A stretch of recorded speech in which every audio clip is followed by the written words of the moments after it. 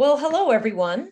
Thanks so much for joining us. For those of you that don't know me, I am Kim Phinney with the Rural Youth Catalyst Project. I'm really thrilled to welcome you here, whatever time of day it is for you, whether it's sort of early mid-afternoon or the evening hour. We appreciate you taking time to join us. I am joined today by my colleague, Kathy Moxon, who's also co-founder of the Rural Youth Catalyst Project. And we're super excited and grateful to Abby Kiesa, who's Deputy Director of Circle, for taking time out of your schedule, Abby, to join us. Circle is a national nonprofit that's focused on applied or informed research that's focused on youth civic engagement and all aspects of youth participation in civic life here in the US. And we are just really thrilled that Circle has been willing to partner with us and join us today. If you're just joining us, please make sure you add your name and state that you're from an organization into the chat, as well as if at any point throughout this session you have questions, please be sure to just add them to the chat. I also want to give a huge shout out and thank you to Tyler and Tracy with the Rural Assembly team, who are quietly behind the scenes here working tech for us. So huge thank you to both of you. We will come back in a second to our agenda and what we're going to do today.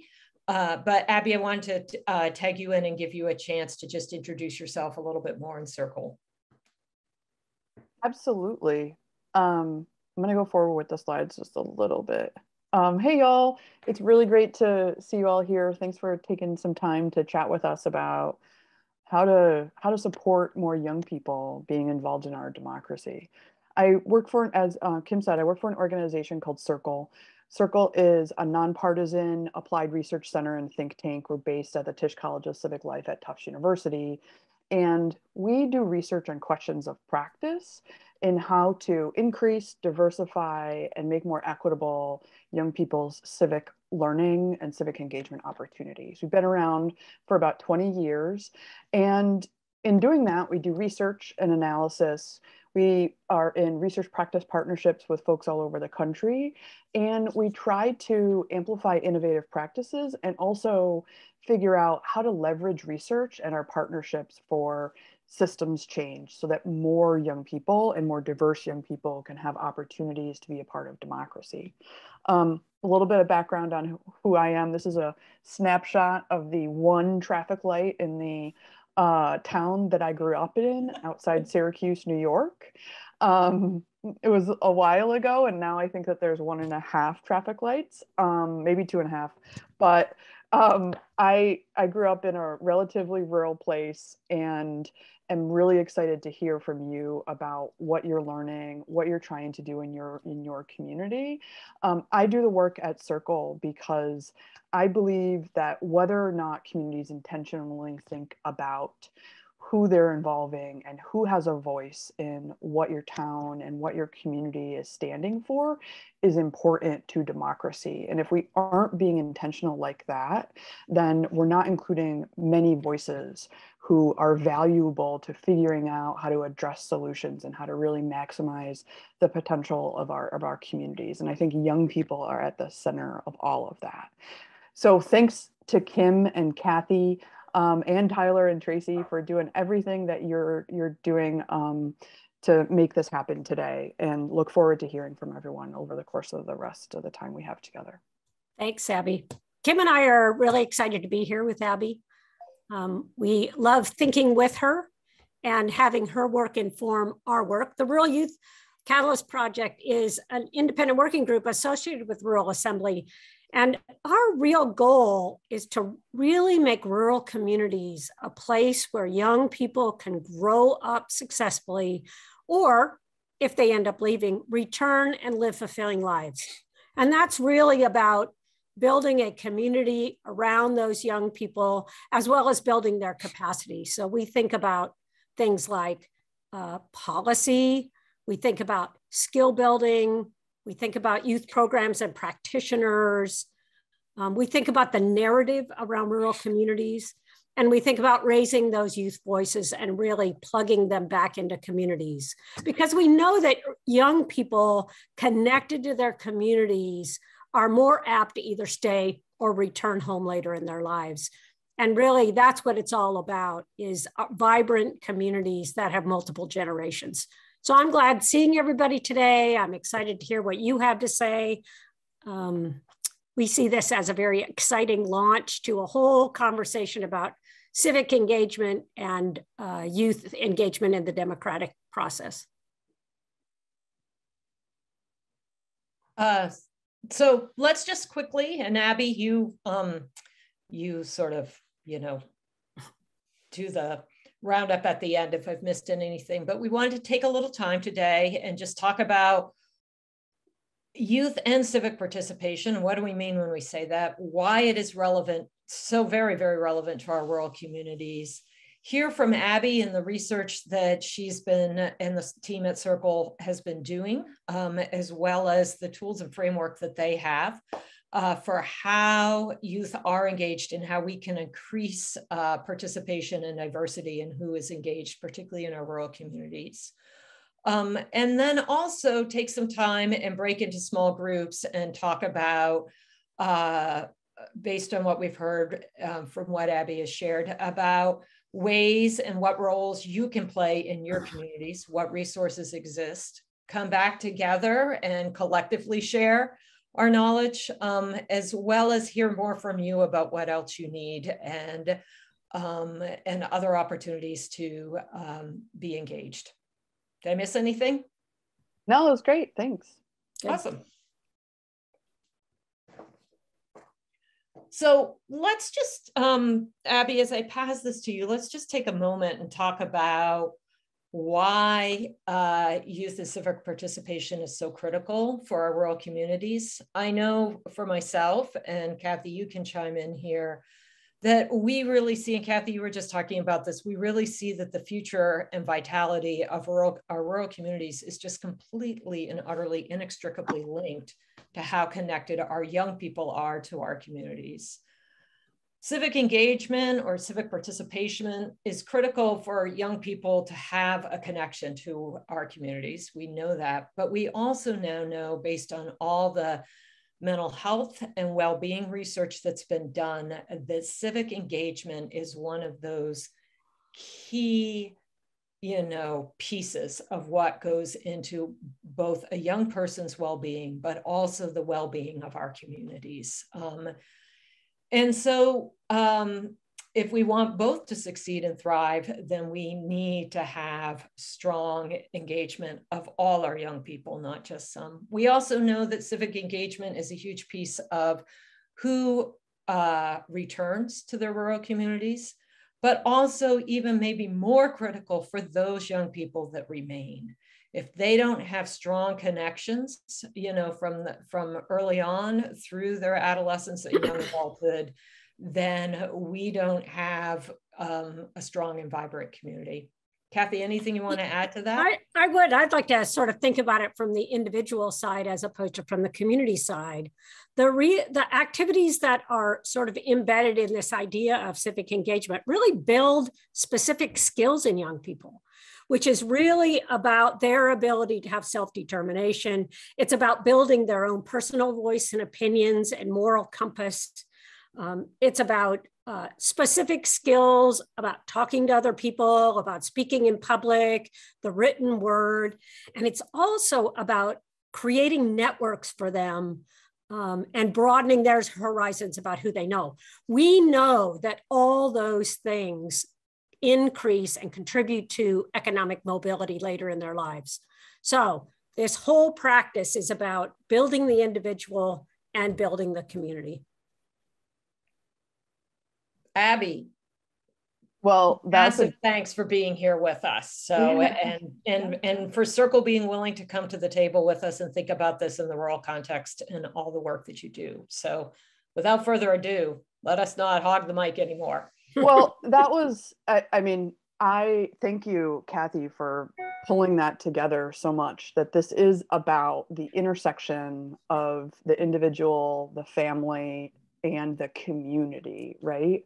that all of this is together. And that's what we see in the research on civic participation as well. And let me back up a little bit, because I'm going to talk about civic engagement or civic participation interchangeably.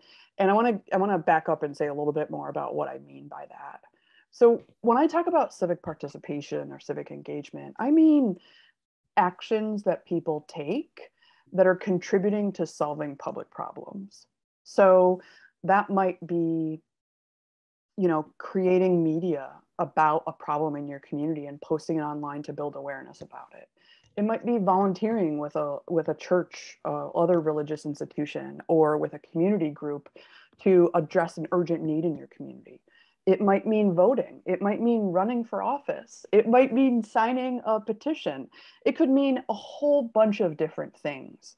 But the focus is that you're taking action and you are working on a problem that affects more people than solely yourself or your family.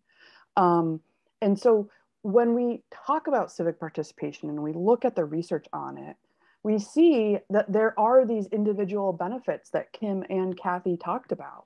In some of the research on youth civic engagement, we see connections to correlations to academic progress. And as Kim said, to well-being, which is so important in this moment in time right now. But we also see, and this is one of the reasons why we talk about civic engagement so much, that when a young person is engaged in their community or in politics, they're much more likely to be engaged further into their life as well. So engaging young people in democratic participation and civic participation is something that is an investment in strong community engagement into the future as well. So this is a generational dynamic that investing in young people can keep things going. And as Kathy mentioned, the skill development involved, both, what people might call 21st century skills, were, things that can really help young people in their seeking a career and employment. But one of the things that we've also seen is that civic participation in community can also have a relationship to the resilience of that community. And Kim and Kathy talked about this in so many ways. The research that our director has done has shown specifically that there's a correlation between civic participation in a community, in a state, and the ability for that state to weather economic downturns. And this is research that was done back during, or right after the economic downturn from like 2008 to 2012. And we found different indicators of civic participation in communities had a relationship to levels of unemployment. And the more participation that there was, the more infrastructure for participation that there was, the lower the unemployment. So we are talking about individual youth experiences and the benefits of that for communities as a whole. Now, one of the things that we are also dealing with here is that in popular culture and in news media, there are a lot of stereotypes about young people and about youth civic engagement. And so one of the things that I want to do today is walk through some of those myths, bust those myths, and talk about why we need to get beyond those sad platitudes and into a new paradigm for thinking about young people and democracy.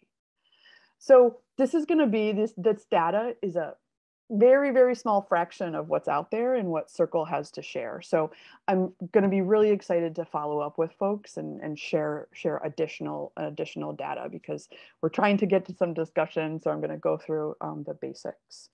So the first myths that I want to talk about is A, youth voting has been declining for decades, and B, young people are apathetic. Both of those are flat out untrue. For example, we're in a midterm election year, and we are in the midterm after we saw the highest youth voter turnout in a midterm since the voting age was lowered in 1972. And you can see in this graph here, and this is our analysis of youth voter turnout data from the census, is that youth voter turnout in 2018 was absolutely gigantic. Young people who were 18 to 24 in 2018, which is some millennials and some Gen Z, outvoted boomers when boomers were young, right? Take that, boomers. So this is something to be proud of. This is something to build on into the future.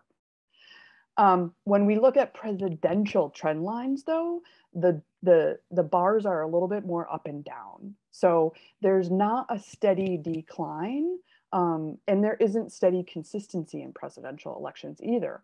But what we saw in 2020 was very significant, another historic election with record-breaking youth voter turnout. And one of the things that we're going to be talking about today that's going to be a thread throughout our whole conversation is that the supports and access that young people have to opportunities to learn about civic and political life vary dramatically different across the country. And that even happens at the state level. So this map here shows youth voter turnout levels by state in the 2020 election.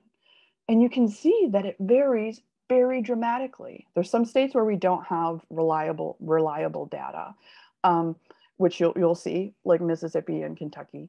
But you'll see some states, Oregon, 59%, South Dakota, 32%, Texas, 41%, New Mexico, 39%, New Jersey, 67%, Maine, over 60%. So some huge numbers, record-breaking numbers, and then some states where they're significantly below the national rate. So busting some myths about youth participation in elections, which is a core piece of thinking about civic and political participation. Now, one of the other things that I wanna share is not necessarily related to voting, right? Because young people can participate in a whole lot of ways. But one of the things that we've seen that we saw between 2016 and 2020 was that young people were also increasing their participation in lots of other ways as well. And this graph of different ways that young people have participated in politics and elections shows 2018 to 2020. But what we could put in here are bars for 2016, which would be lower than 2018. So between 2016 and 2020, there was a huge rise in young people donating to campaigns, convincing other young people to vote, attending a march or demonstration.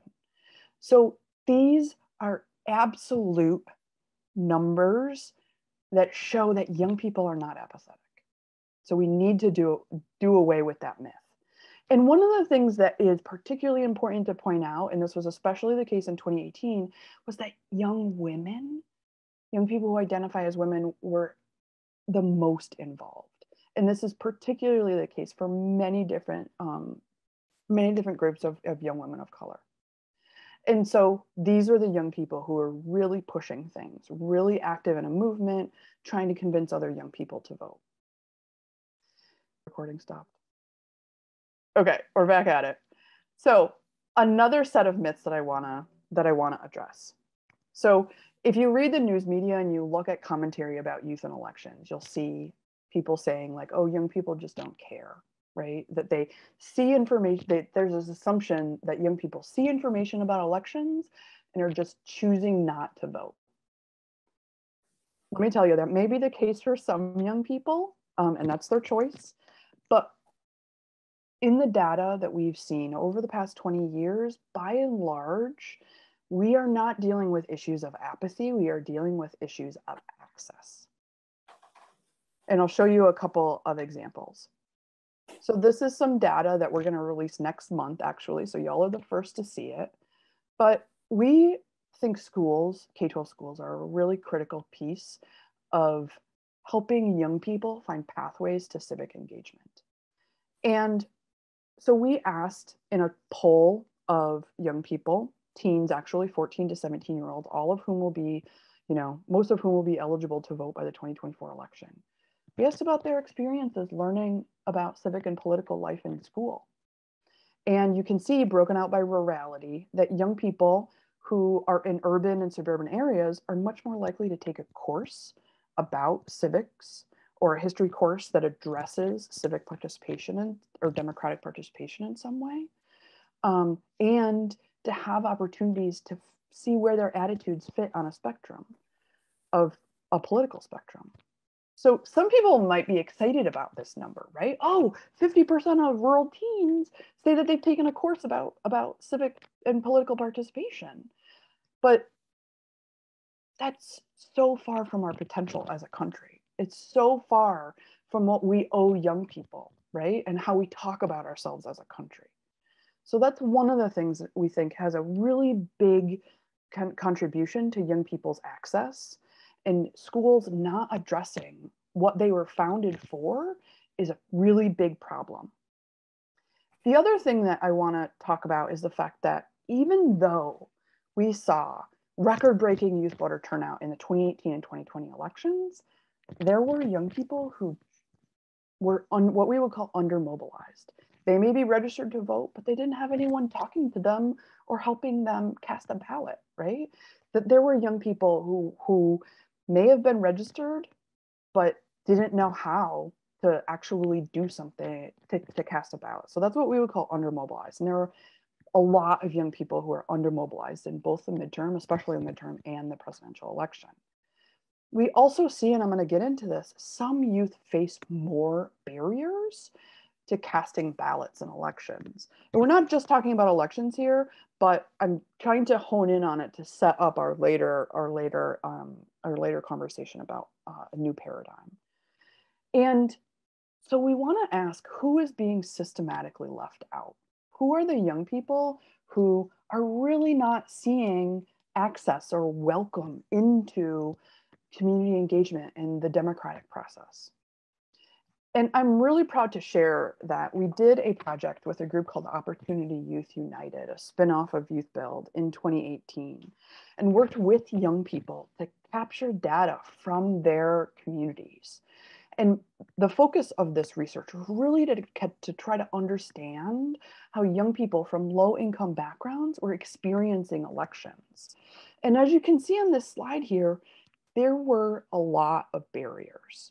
There was the need to rearrange work or a school schedule, people not knowing where to vote, needing help figuring out your ballot, the sample ballot, right? You might have different things on your ballot that are not written in accessible language, and needing a ride to the polls, a really huge piece, especially for young people who are not on college campuses.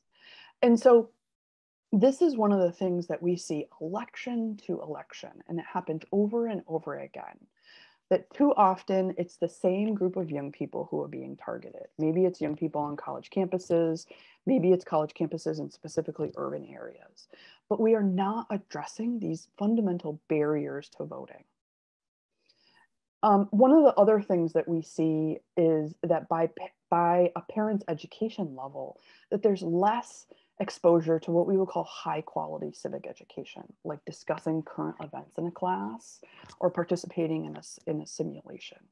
So what I've shown you here are the many different aspects, and there's more, that some young people have more access and more exposure to learning about civic and political participation than other young people. And this is one of the things that I really want to discuss in our conversation, that just cannot be a reality if we want to call ourselves an equitable democracy. So moving on to the fifth myth, right? We've talked about the fact that young people are participating and they're not apathetic. We've talked about the fact that it's really an issue of access and not apathy. And one of the other things that I want to dig into is the fact that there's this myth that all young people are politically similar and mostly liberal. Now, many of you probably already know that.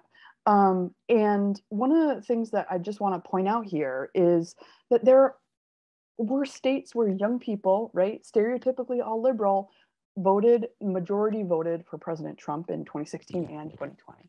And here's a few examples here, right? You'll see that in Kentucky, in Kansas, young people were much more likely, in Alabama, to vote for President Trump than they were for now President Biden.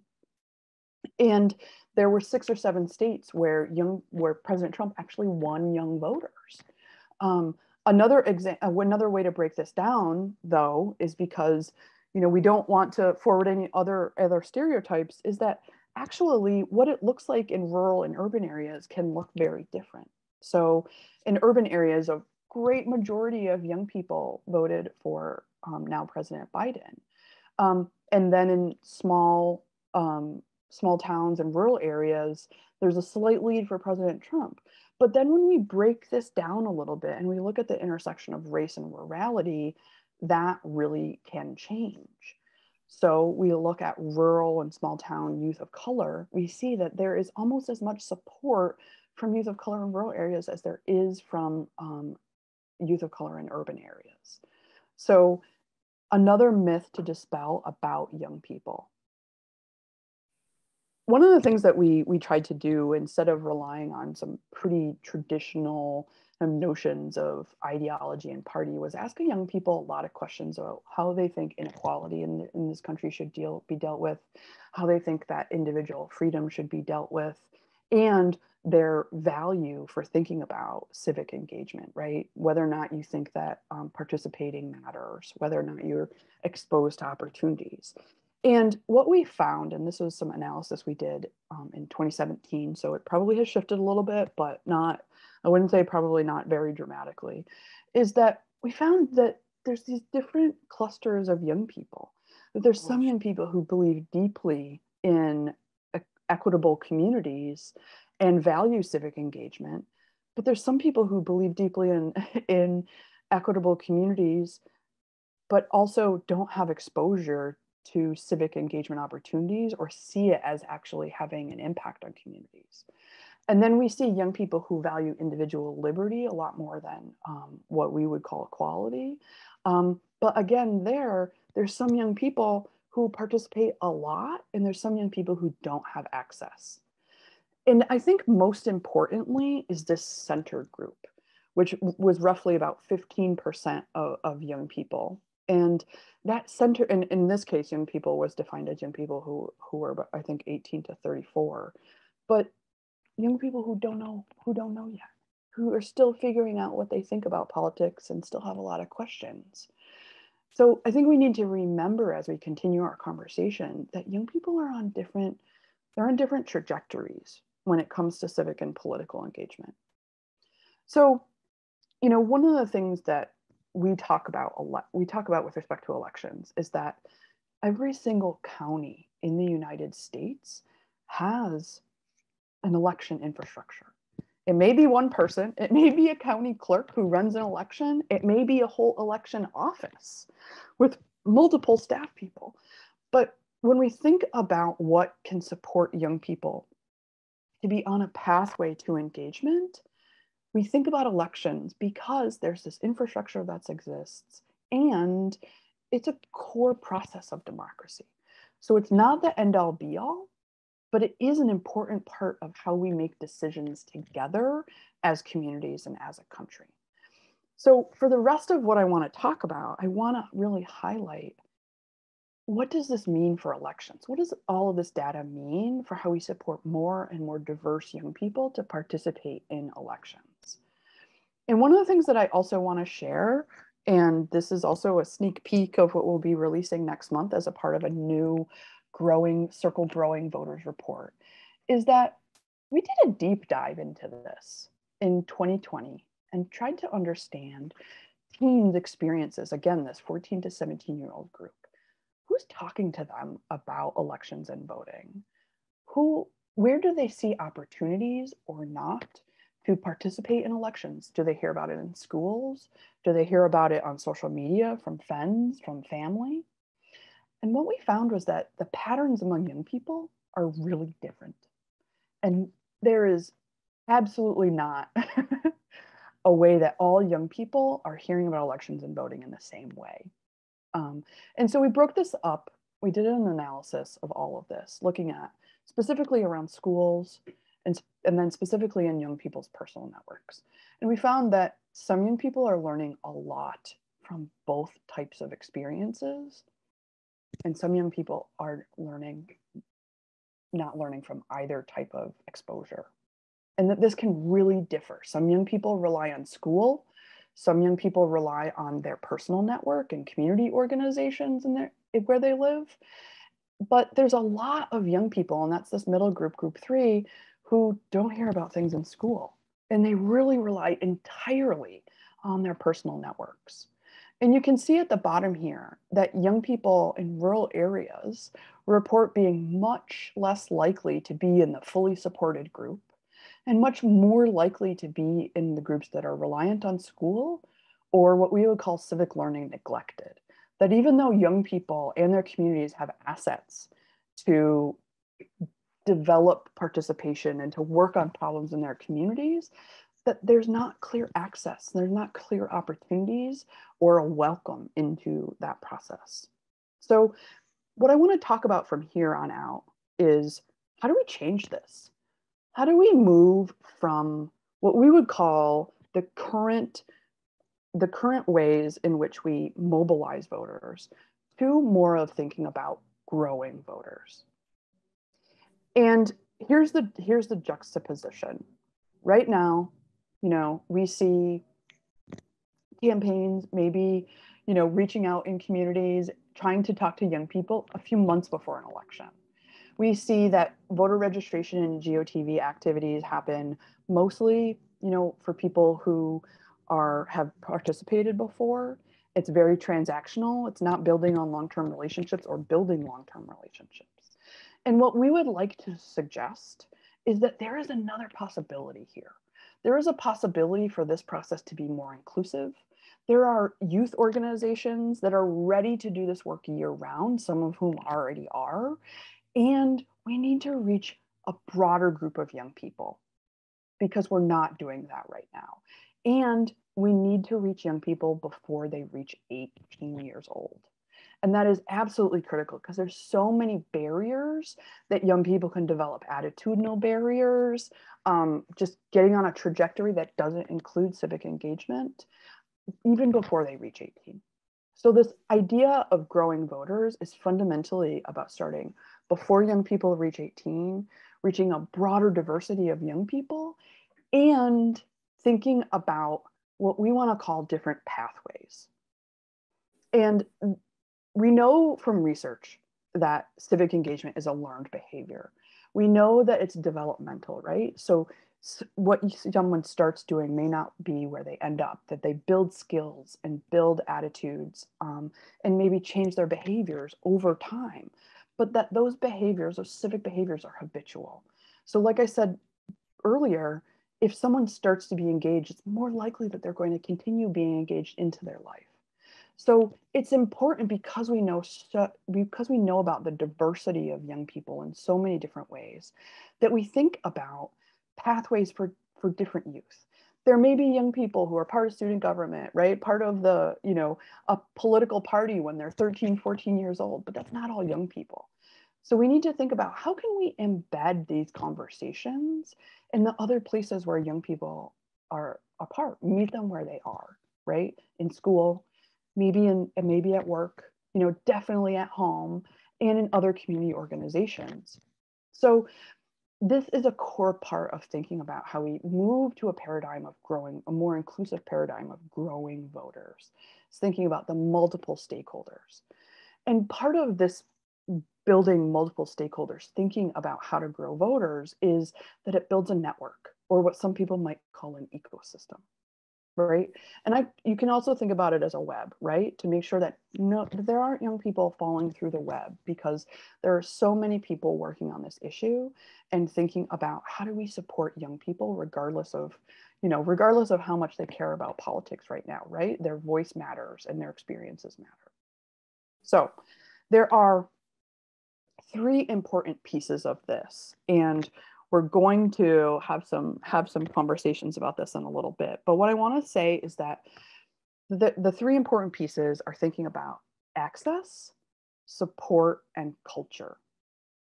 That if we really want to think more inclusively about growing voters and building youth civic participation now and for generations to come, that we have to think about a wide diversity of young people seeing access and feeling welcome, and that those young people have the support that they need and the guidance to take advantage of those concrete opportunities, ask the questions that they need to, right? Have the mentors that they need, build the skills that they need. and that experience should be in the context of a culture that makes them feel valid, that makes their identity feel valid, that helps them meet their interests. And so those are the key things that we think are a necessity for thinking about growing voters. So I think I'm going to pause. I think we're pausing here, maybe for some Q&A or for some reaction from Kim and Kathy, and then we're going to jump into some breakouts.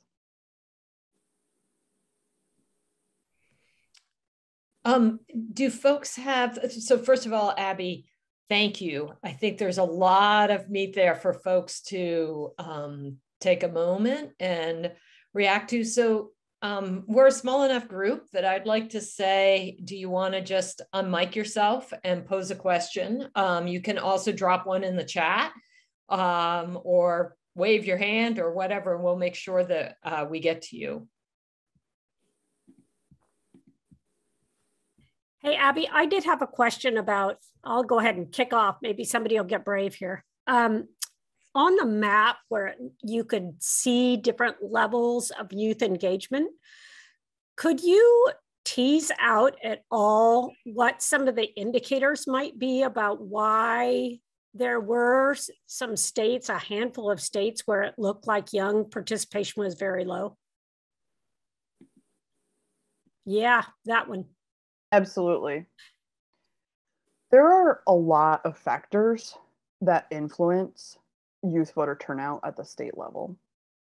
There are, factors that influence it at a lot of different levels, down to the county level. And so I'll name a handful. One, state voting and election laws. We see that states that have laws passed related to election day or same day voter registration and automatic voter registration correlate with higher voter turnout. When we look at county youth voter turnout, it's pre-registration. I don't know if people are familiar with those kind of laws, but there are many states that allow young people to pre-register to vote at 16 or 17. And that means they can't vote yet, but they can get on the voter rolls, which means that they're automatically added, to the sort of formal voter roll when they turn 18. One of the other things that we see is that, and this is in the theme of talking about access and not apathy, is that in some of these states, the infrastructure for supporting voters is more robust. So I'll give you an example of a place like Colorado and Minnesota. The city of Minneapolis has an amazing youth poll worker program. They partner with schools and with teachers to recruit a really wide diversity of young people, because Minneapolis is such a diverse city. And those young people work with older generations at the polls on election day and then lead up to the election day. And we actually have some data about the impact of that on voter turnout. So these are some of the small things, right? And, people would also say that in Colorado and Minnesota that there's a culture of engagement, that it's an expectation or a norm. But those norms don't come from, they're not magical, right? They're built. And so things like young people having the opportunity to be poll workers, which a lot of states allow, is a key part of how that could happen and be built. One of the other things that we see is that, thinking about the work that people do to either register people to vote or help them turn out to vote, that landscape looks really different in different states. There are some states where it is just amazing, right? And there's amazing organizations doing that work. Montana is an example of where there's a really badass organization called Forward Montana doing that work. And there are organizations like that in a bunch of states, but not in every state.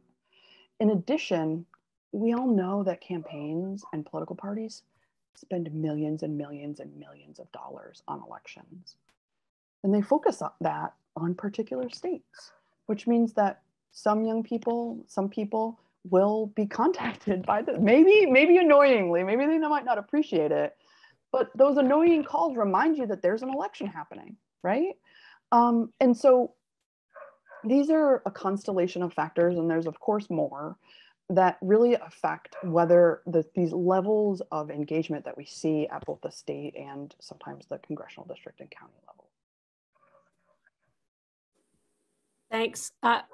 Rachel has brought up, and it reminded me on my children who are grown, but that it may not be a question so much about whether they intend on voting, but they don't feel like they're very well-informed voters. And I don't know how many times my daughter said, I don't even know who to vote for. Why would I vote?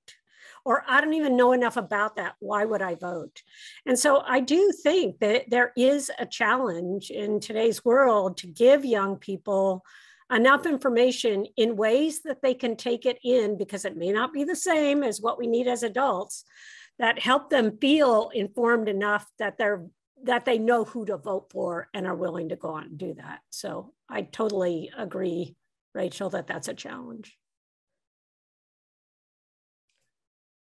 It looks like a couple other folks have their mics unmiked. And then Ashley, you dropped a questioner into the chat that I don't know if you want to chime in and share, or I can read it out loud.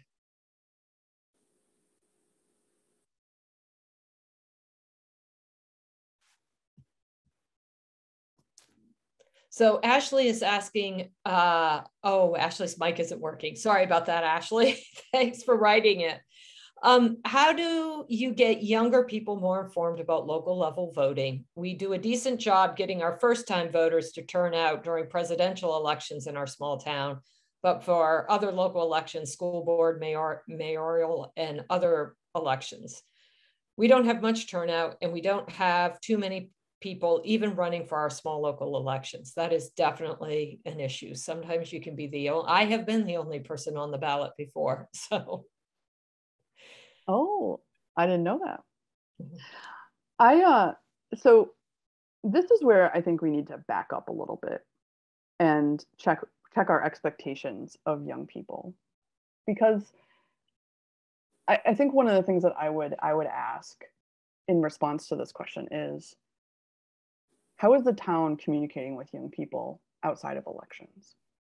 Are young people involved in any decision making? Are young people invited to events and conversations? How is that communication happening? Is it really individualized and welcoming? Are young people given leadership positions at the town, at the town level? And part of the reason why I say that is because, one of the dynamics that we see in elections is that all of a sudden during an election season, people are talking about young people and their voting. And then after the election, people are forgetting about young people, And this is a fundamental disjuncture in how we think about youth voice, right?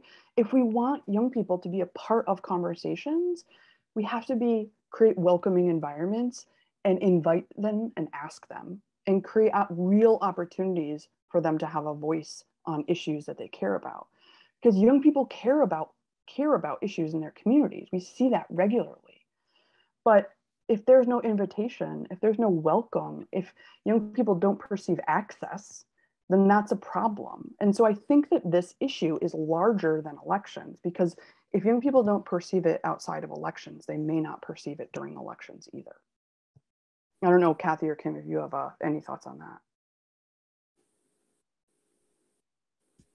One of the things that I think about is that young people who are very either tuned in or interested to specific topics have a tendency to really think about how different people running for election are connected to those topics, which can make them vote because it gives them something they know more about that they are judging an individual's position on. And I think about the civic world of environmentalism and what young people care about and how they can sift through who's running for office based on really even one thing that they know and care about, if they're given enough information.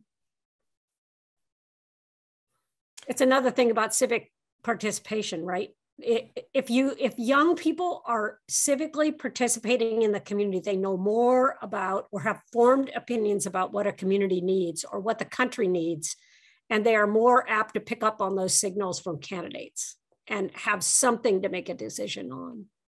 Yeah. Jim, you've dropped a question into the chat box, which we can certainly read.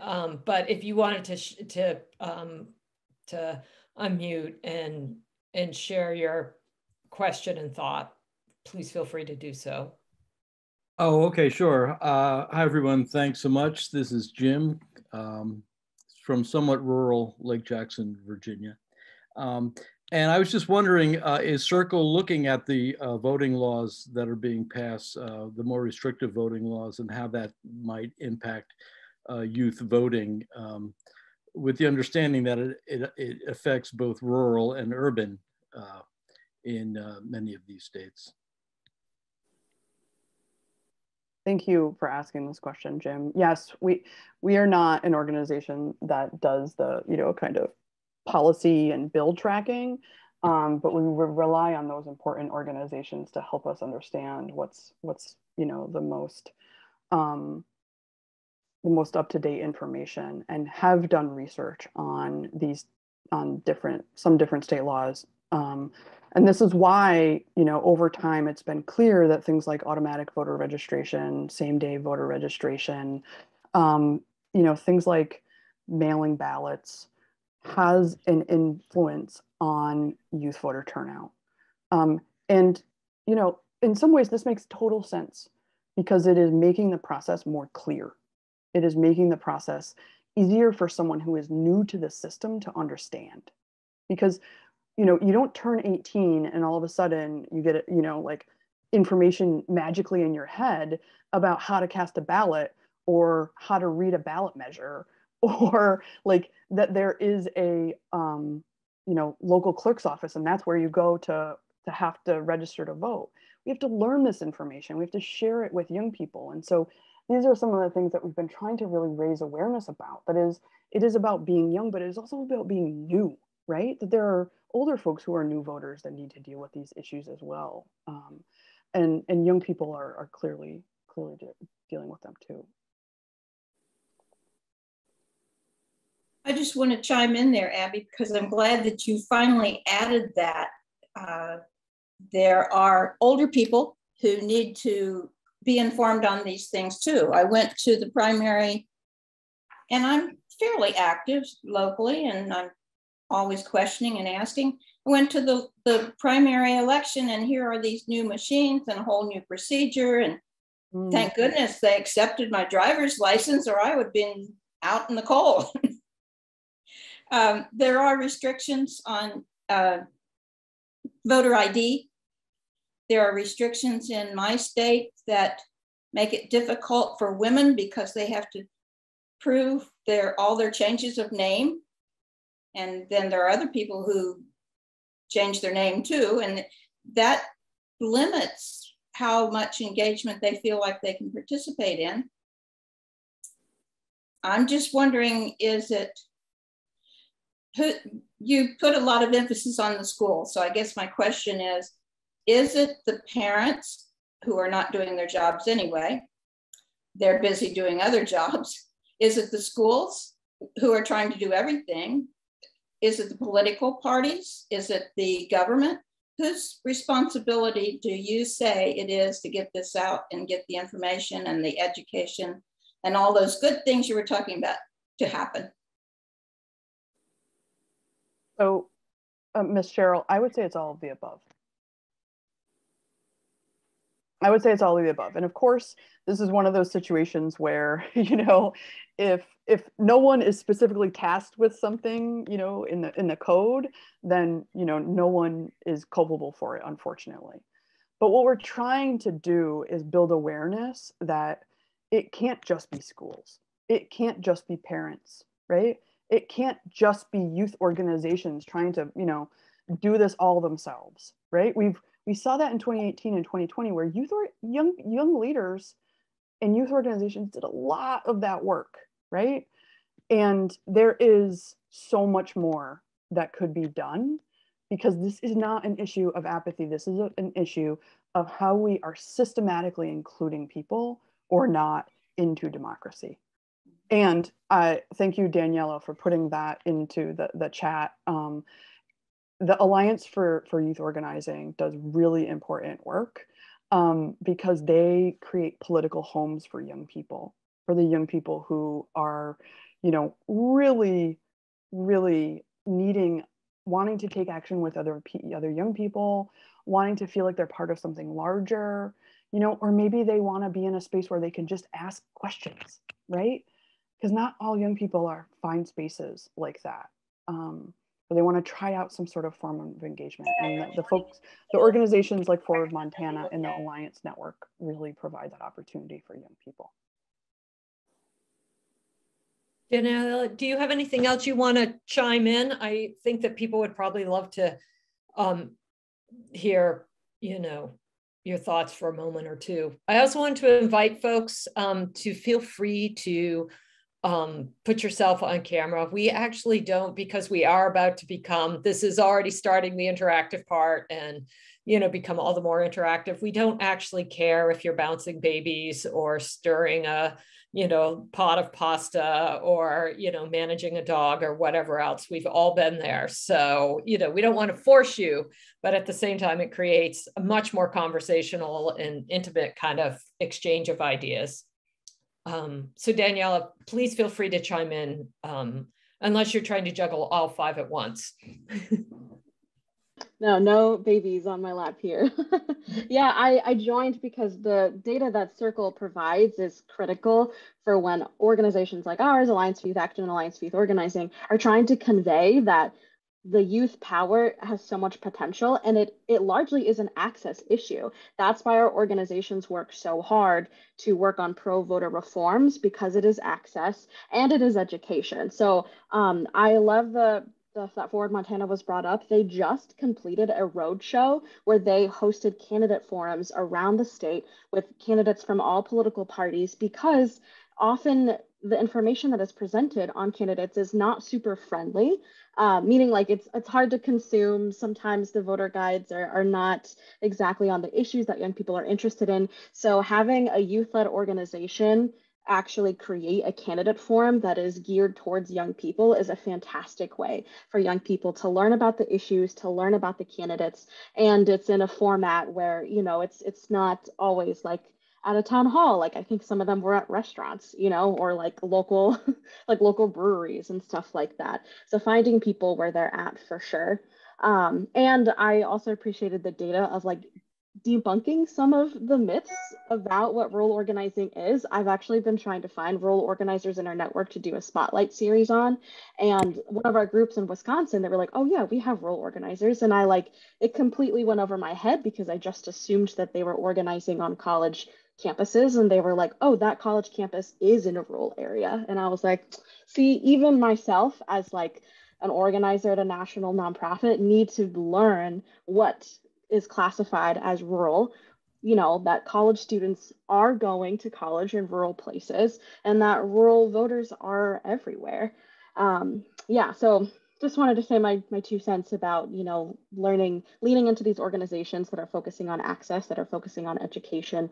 And also there's just some education that needs to be done with, you know, national nonprofits about what rural organizing truly looks like, because it is not as widely shared as I think some other types of organizing is.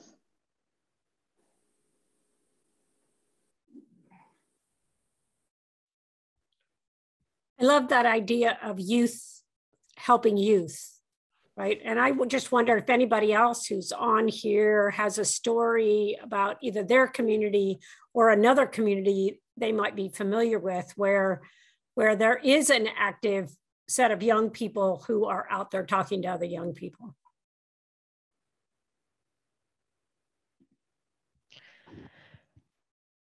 All right, I think I got my mic working again. In our town, we have Key Club, which is a youth subsidiary of Kiwanis. And during midterms and presidential elections, they do help register the students that are 18 and eligible to vote in partnership with the Kiwanis.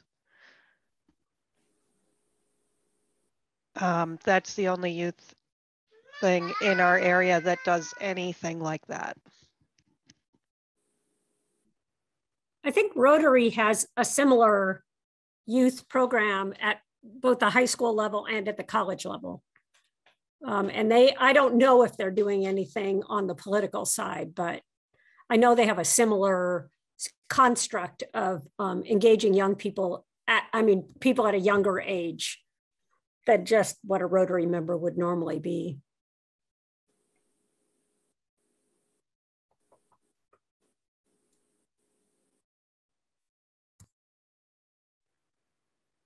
Yeah, and I put this in the chat, but I think one of the questions around a group like that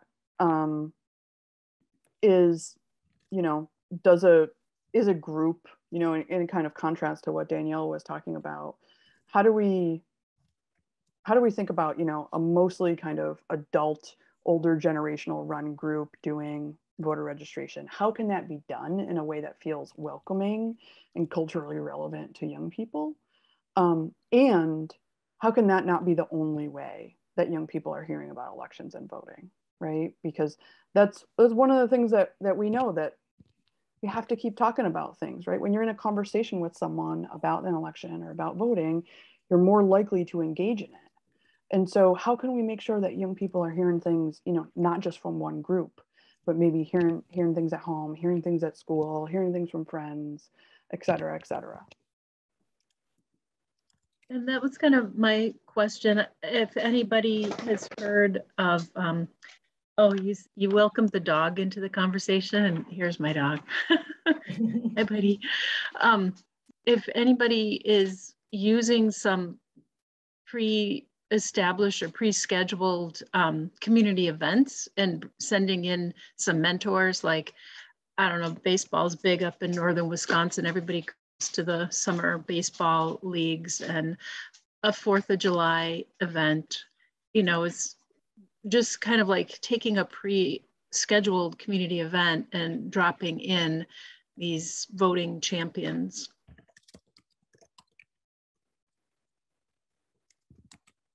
What a great idea. Is it Lissa? Yeah. What a great idea, because, you know, we need to leverage the opportunities that we have, right? And every community is going to be different. So that is a really brilliant idea, to remind people, hey, this is coming up. Hey, you know, if you're 16, you could pre-register. Some people, that might be the only place that some folks hear about something, right? If they don't have, you know, friends or family members who are engaged. So I love the idea of meeting people really where they are. And so we've seen lots of students try to integrate things into athletics. We've seen some colleges sort of own that. It seems like community-based, like Little League and things like that could really embrace that as well, right? They could be future voters or something like that. And even getting parents or family members registered to vote that way too. Yeah, I'm thinking for some of my small communities, you'd have to have like older people who are willing to be a little bit goofy, like maybe an Uncle Sam costume or something, and food, like maybe there's a table, or, you know, that's the cupcake ladies are here. I hope I'm not being gender stereotypical, but you know, just making it fun and quirky, and food, snacks, free snacks at a baseball games or something. Or, you know, I mean, one of the things that also is important is youth leadership, right? Like maybe you start an internship, and that's something that young people are paid to do, right? They get leadership, they get a job, you know, other people in the community see a young person engaged, being a leader. That can work too.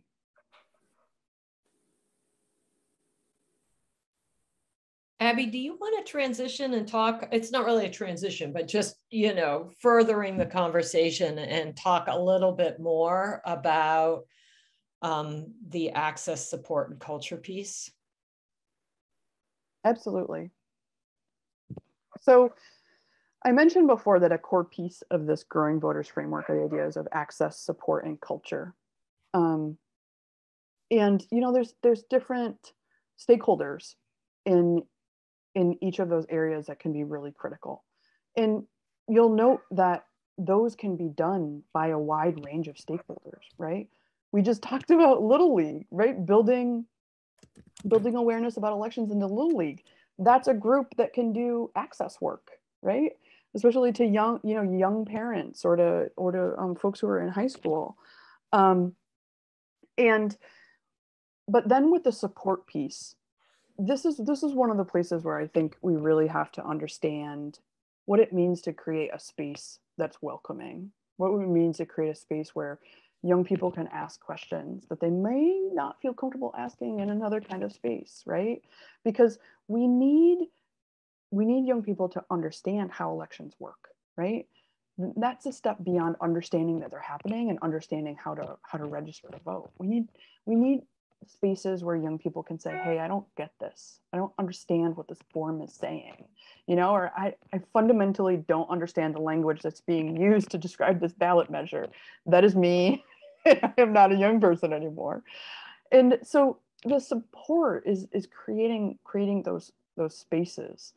And with respect to the culture piece, this is more than about norms, more than about creating expectations for all youth.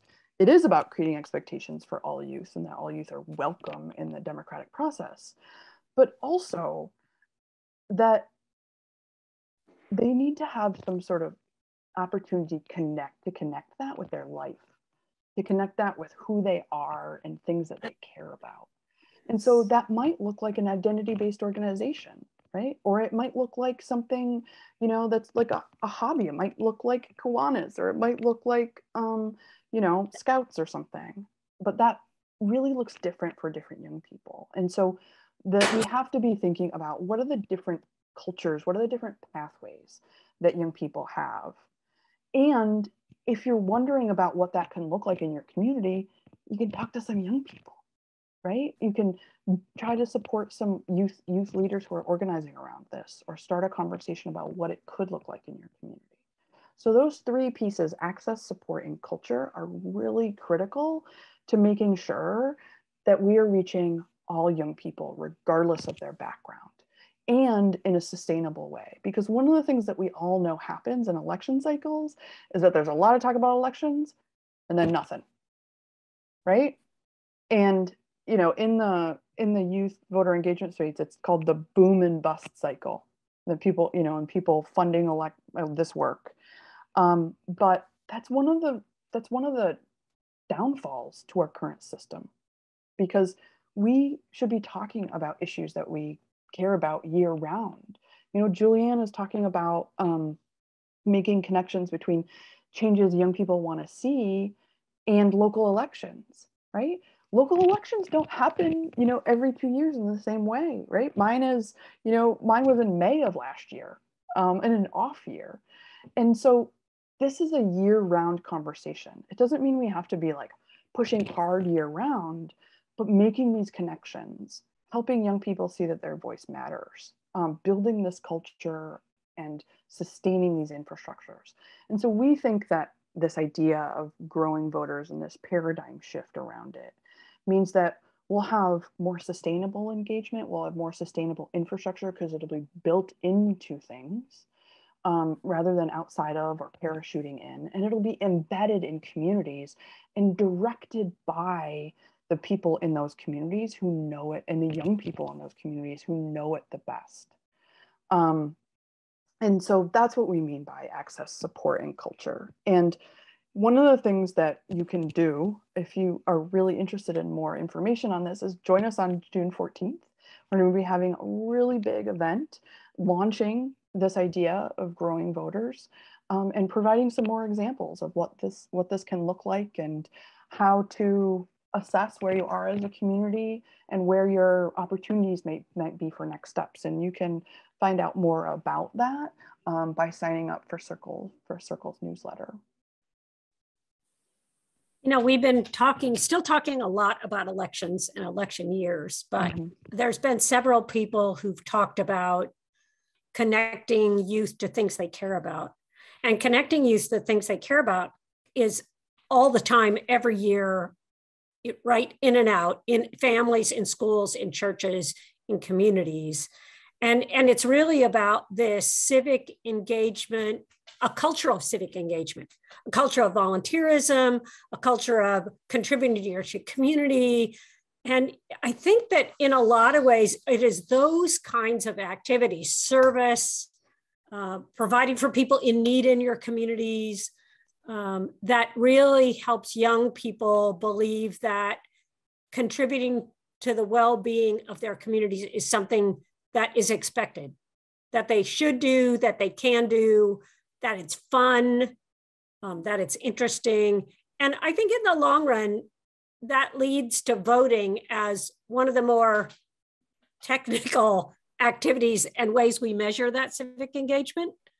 But I think it does start outside of the voting cycle and in everyday life about our expectations of young people and their contributions to community and family and church. I will just chime in with what is one of my wishes for all communities, but particularly rural communities, where, Abby, this comes back to some of your initial slides about where young people are getting their information, and how a much higher percentage, 75% or more, whatever that number was, of urban young people versus only about 50% of rural young people have gotten to take a class. And the budget cuts, right? So we tend to focus in on how students don't get that 9th grade civics class, 8th, 9th, 10th grade civics class like they used to. And I very much want that back in schools, right? That every student is required to take civics for graduation. But that also becomes one of those spinning our wheels because we're up against budgets and staffing and all the other pieces versus what are other avenues that we can bake civics in, right? So one of those pieces for me actually starts with each of the school transitions. So when young people transition to middle school, and when they do the transition from middle school to high school, right? And that we do that as there's orientation nights or days, right? Different things, and ways that you can be involved in your new school, as well as learning the ropes. Some of those are done fairly well, some of those are done poorly, but it's a moment where, to speak to what everyone's been saying, that we could back this up from registering to vote and voting, right? And the bust and boom, and start to really bake in, here's other ways to engage in your community. And here's how to share with us your ideas, right? And I wish that school board members went to every, right? had a rotating system for how they were just listening to students, right? But going to the students versus the students, a handful of students getting to come to the school board. But that part of those evenings, right, those orientation days or evenings, or step up days, as they're sometimes called, involved local officials, right? Maybe even whoever the state rep is, right? Being there and doing a piece about why you matter to this community and why your voice matters, right? It's just one simple example, right, of how that could look. That is no cost and, a short amount of time, right?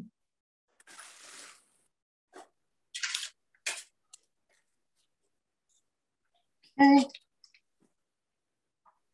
Other thoughts and ideas from the group?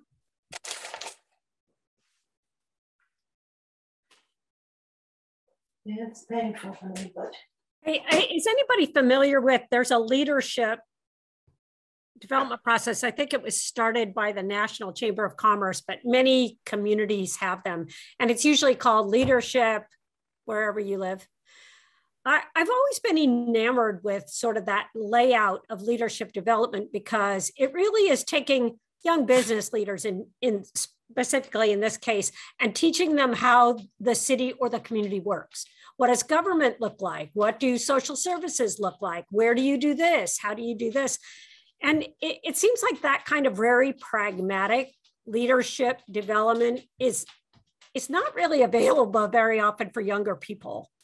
Mostly we're trying to do those leadership skill development as opposed to just familiarize them with how your community works and who are the players and what do nonprofits do and what does the government do, and going to visit a couple of those places so that they really understand. It seems like it would be a good format for young people to really engage, you know. And going back to what you said in the beginning, Kathy, the connection to community, right? You're building relationships in there with people who are there. And if you invest in something, you're more likely to remain a part of it.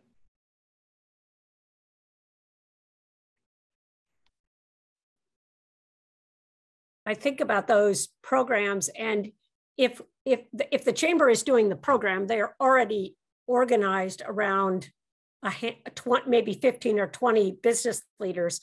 They could add young people to that, right? To that group, that they don't have to pay to go, but they could follow the activities that that group is doing, and you'd be creating mentors at the same time. And I think that that would instill the kind of community pride and community sort of ownership and understanding that would lead to more voting.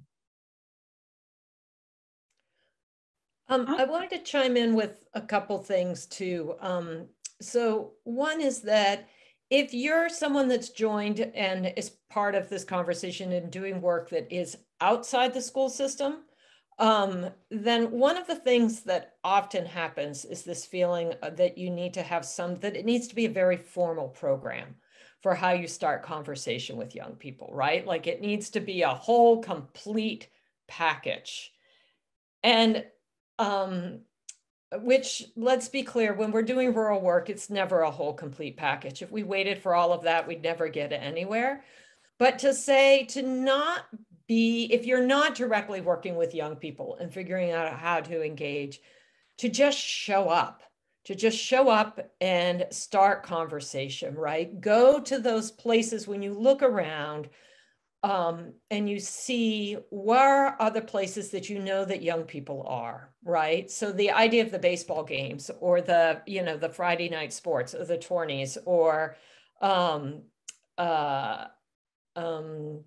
know, the concerts, the wherever, you know, like not too long ago, I was at a concert and someone was just walking outside that was engaging, like, that was about getting young people to register to vote. And it was perfect. They were just boldly walking up and down the long line, right? Saying and asking, you know, are you registered to vote? Have you thought about voting, right? And that's like cutting that, but it wasn't in a boom or bust moment, right? Like, and if we, you know, just back that up to just say, you know, if you come with a warm spirit, you will almost always be well received. The second thing is, Julianne, you're on, and without meaning to put pressure on you, but you've been dropping a couple comments as we've gone throughout the last hour about the role of libraries. And I thought it would be wonderful to just tap you for a moment if you wanted to talk about that and your perspective.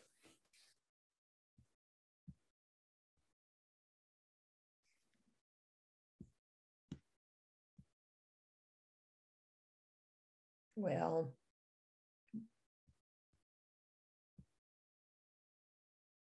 okay. Sorry, Julianne. Wait, does Julianne know she's on mute? You didn't know you were. I know.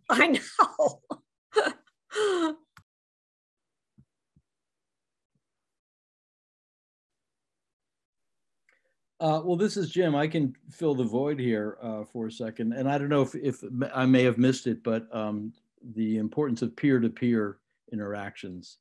You know, the adults get out of the way. And because there's been a lot of success with some of the youth-led groups like Katie Etter and the Future Coalition. or Ava Mateo in 18 by Vote, Julia Lewis with Houston Climate Strike, going after high school kids. And so I just think that it's, they can be so much more convincing on a peer-to-peer basis, I think. So it takes one good leader to recruit others and do it at that level. Thank you, Jim. I'm actually Rachel. I am going to see if you'll join us in for a moment, because unless you're multitasking and writing a final exam or a paper right now, which is entirely possible. I know that you've done a great deal of student organizing and now campus organizing and with Equality New Mexico. I'd love to just hear your thoughts and reactions to all of this. Hello, I am in the process of packing is the multitasking that I'm doing right now.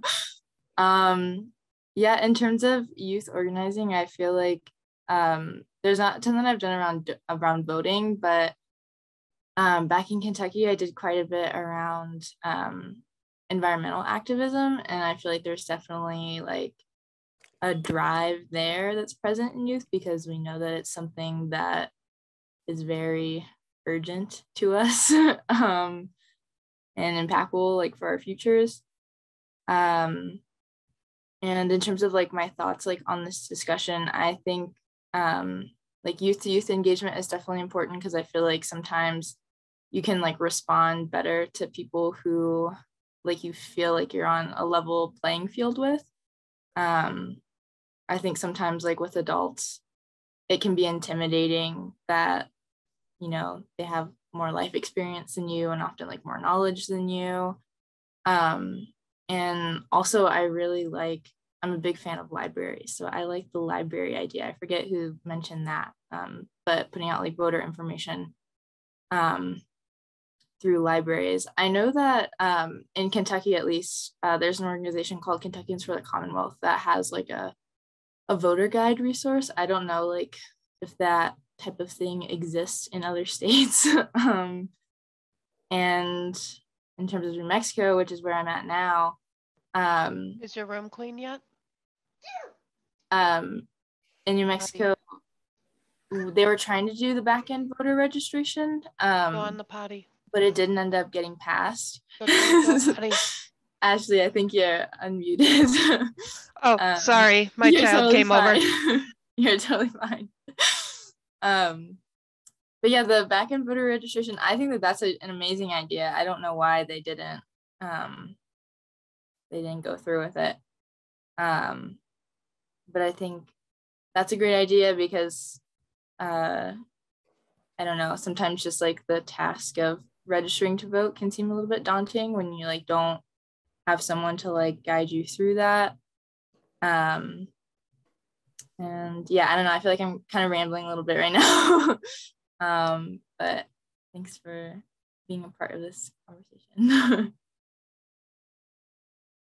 Thank you, Rachel.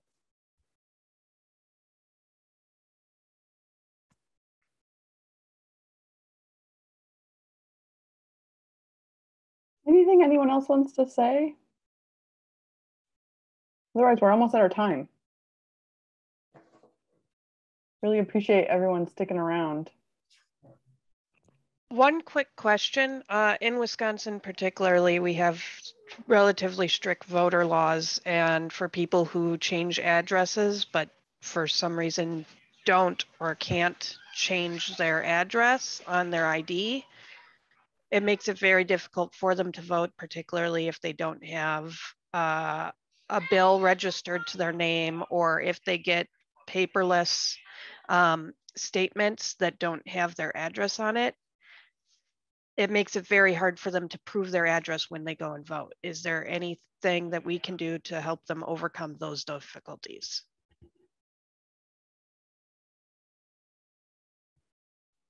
I'm very sure that there are other groups in Wisconsin working on exactly that issue. I don't remember, Ashley, if you were part of the League of Women Voters. I mean, the League of Women Voters is everywhere, right? There's state affiliates, and they really help people navigate issues like that. In addition, in Wisconsin, there's a youth group called Lit Milwaukee that works with youth there. I'm not entirely sure. I think you might be in northern Wisconsin, but in case you were further south, that's a resource. There's also groups, you know, if you're talking about college students, there's groups like the Campus Vote Project that really help young people and help higher education institutions help students navigate those things. And those are really important resources for groups like that. I could probably list a whole bunch of other ones, but I'm not sure. I'm not sure that's helpful. Any final thoughts or comments? We're almost at time.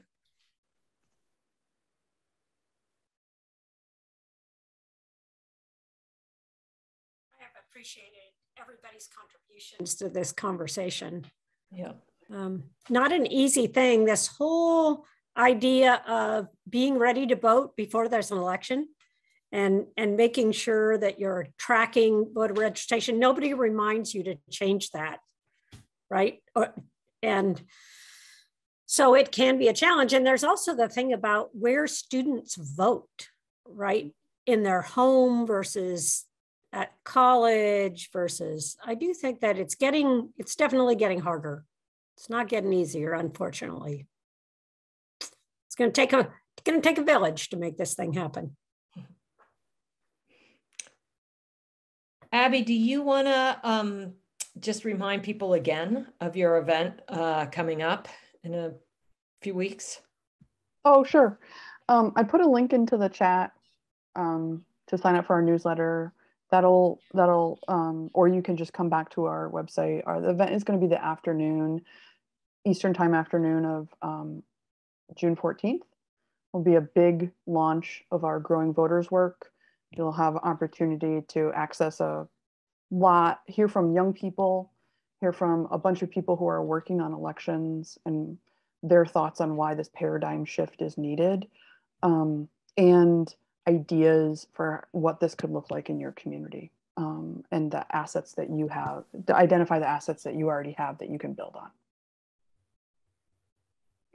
Thanks, Kim. Thank you, Kim. Thank you, Kathy. We want to say, Abby, to you, an enormous, enormous thank you for taking the time, particularly starting at the end of your very long day.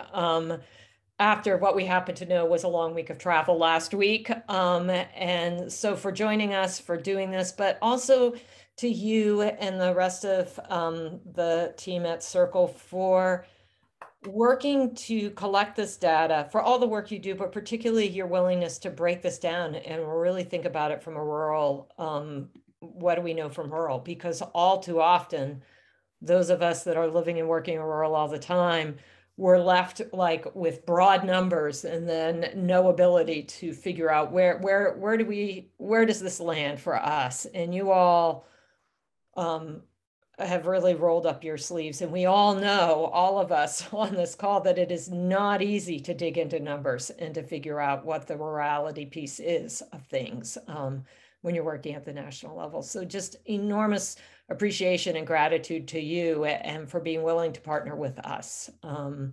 So everyone, if you're not, just to really say, if you're not already getting Circle's newsletters and following, please do that. It's an enormous resource.